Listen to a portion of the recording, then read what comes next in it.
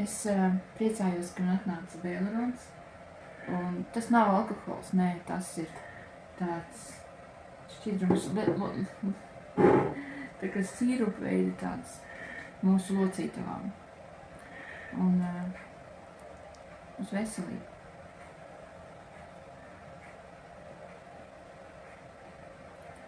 Tik labs, tik garšīgs.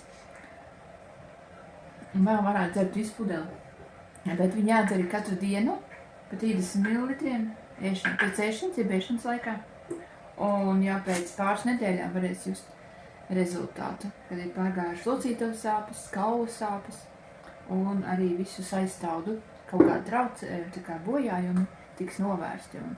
Un ja tu izdzersi 1 vai 2 pudeles mēnesī, tad rezultāts, ko ir paliekuši apmēram uz pusgadu, jā, maksimums. Tāpēc, kad visu laiku mums vajadzīga tā viela, viņa ar gadiem vairs neatjaunojās.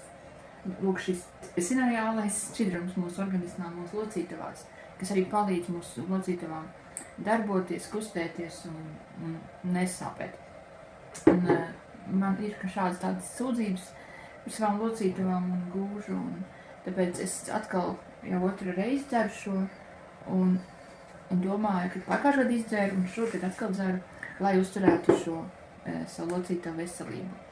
Ja arī tevi interesē, droši prasi man, un es tiešām padalīšos ar to, ko es zinu un ko esmu pats piedzīvojis un pieredzējis. Un kā droši jautā.